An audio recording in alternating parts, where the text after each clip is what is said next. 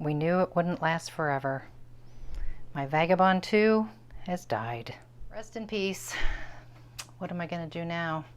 Well, first of all, welcome. It's Annette Green here, and it is week 38 in my weekly series in 2024 of crafty or craft-related videos. Each week I make a video, and today it's going to be all about electronic or regular die cutting machines. All the different kinds that I have, other ones that I've had, and a brand new one I just got. So let's get right into it. Okay, and hopefully by making this video, it may help you if you are in need of a new machine, or if you're just tired of your machine or want another machine. You want to add to your tools. So I think it's best if I start out small. And the smallest one that I have now is the brand new Platinum Scout by Spellbinders Paper Arts. And this is what she looks like. Really cute little machine.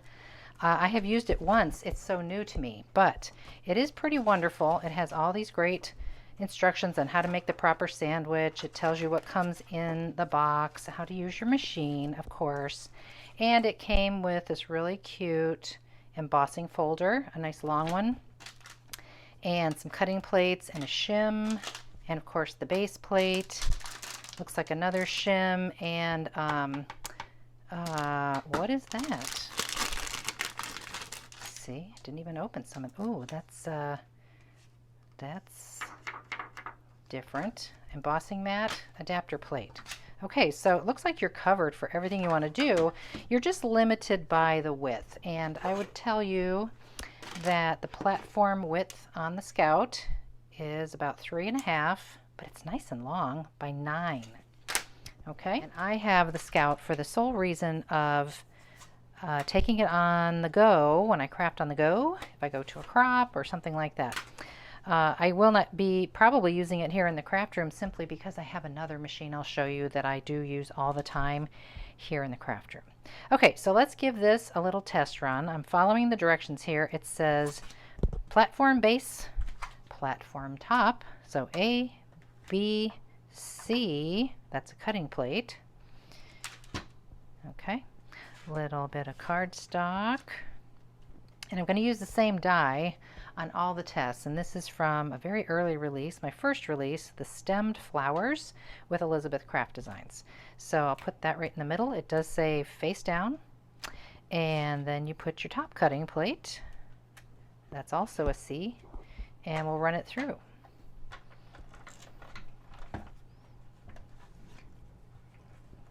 It's getting a nice grip.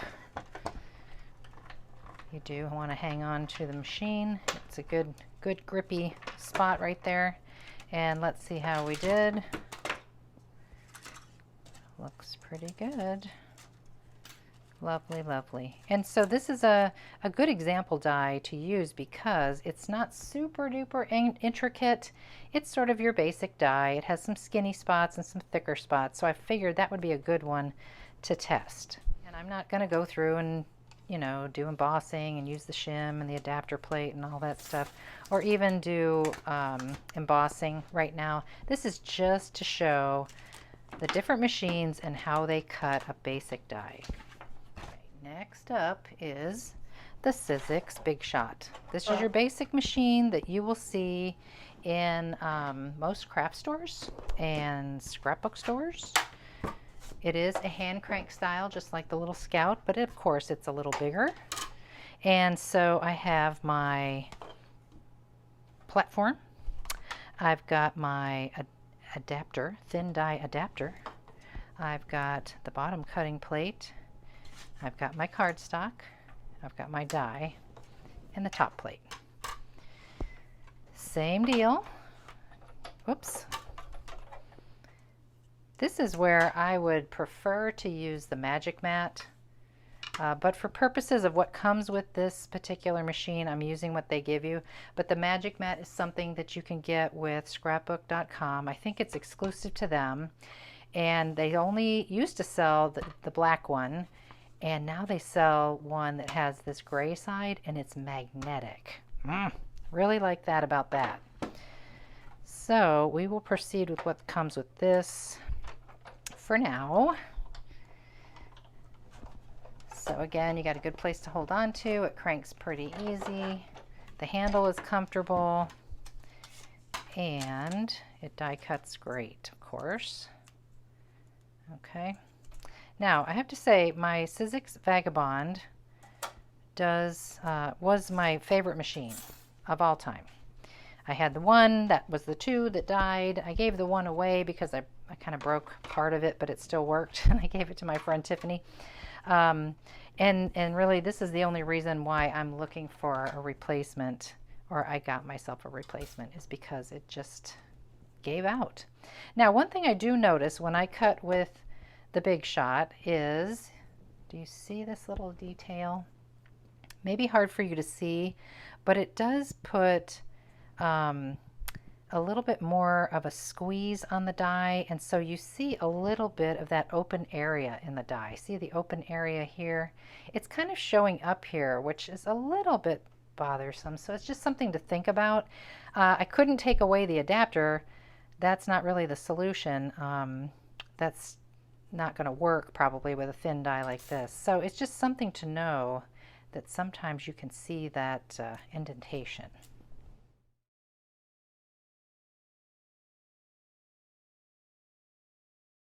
Before I go on to this one, the Big Shot is good also on the go when you don't have electric. Now, I'm a big fan of electric because I cut lots and lots of kits when I do classes, when I do kits that I sell. Right now I'm cutting 100 of 3 different cards for the Banff Retreat with Elizabeth Craft Designs. And that's why I had to get a new machine right away, is because I was not going to hand crank all those pieces. No way. Okay, so this is, if you followed me long enough, you know that this is my little Griffin Empress Mini, and it is by far my favorite little machine ever. Now you can see how much love my plates have gotten here. This is the cutting plate. This machine, in the directions, it says to put your dies face up, and this is magnetic. I just prefer face down, so I just buy replacement mats, you know, once a year or so, once I feel like this is getting really worn out. But basically you have a bottom plate, a shim, which you always use with your thinlits, your magnetic plate or piece, base, whatever, and then we'll put our top cutting plate. So same kind of cardstock exactly, it's just a different color. It's textured cardstock, probably basil. And I love this machine because it's small, it's portable. When I'm doing demos, I like to use this one unless I need to cut something really big. So I'll talk about the size. And you saw how I hit the run button and I let go and it went on through. It also has a reverse button over here, but you do have to hold that down if you want it to come back again this way. No big deal, just something to know. So of course it cuts out beautifully. It doesn't put that big bump in there where those open places. Really nice. Okay, now the measurement of this basically is a little over 4 1/4. It probably was 4 1/4. I've just used it so much it's kind of spread. And a little more than 7 1/2. So it's a really good in-between size. It's not too small. Okay, so we're back over here at my cutting table. This is the Sizzix Switch. This is the big bad bubba that everybody seems to have. And I have to tell you, I'm not a fan. I'm sorry. I keep it and I use it on occasion when I need to cut something very large. There are certain Elizabeth Craft Designs, especially planner dies, that are very large, and I have to have a big machine. Otherwise, it just sits off in the corner of this table. So same die, big old plate, and I'm going to tell you why I don't like it that much. Same die in this giant plate. The nice thing is, it's kind of noisy. The nice thing is you can let go, and believe me, I could go make a cup of coffee and come back by the time this thing comes all the way out, and that's my biggest gripe. It is way, way too slow.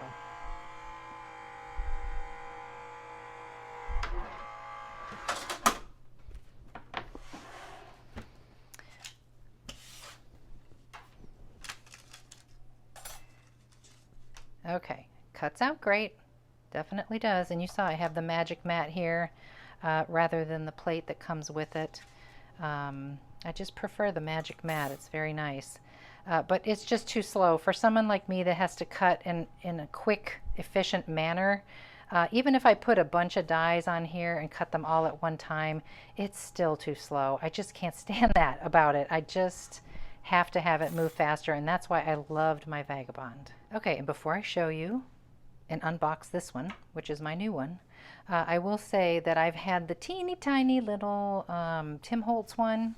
I mean, it's really little. The plate is like 2 inches wide. I ended up donating that to my local craft reuse center. It was just too small and I was just not using it. It's great for kids and stuff, but it just wasn't right for me. Okay, so this is also the Griffin Empress, but this is not the mini. This is the full size, and it just came today. Oh, okay, she's big. She's heavy too. A little heavy. That's one-handed, and it's pretty heavy. So a size comparison to the Switch. Let's see. They're pretty close. The Switch is just a little bit, like if I match them up left and there, the Switch is maybe 2 inches longer. Looks like it has the same buttons, the run, the power, and the reverse as the mini.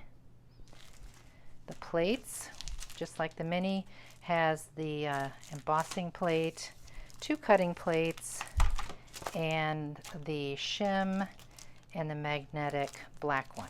I'm not sure if scrapbook stores carry this machine or not, but I will tell you, I got mine on Amazon, and because I was in a hurry, honestly, because scrapbook.com had it on sale, and by the time I paid the shipping and the tax, it was about the same as ordering on Amazon. So sorry, scrapbook.com.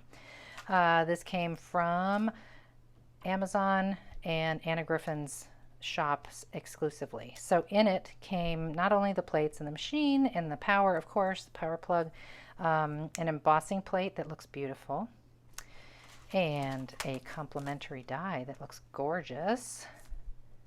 That says birthday, I think. Really pretty.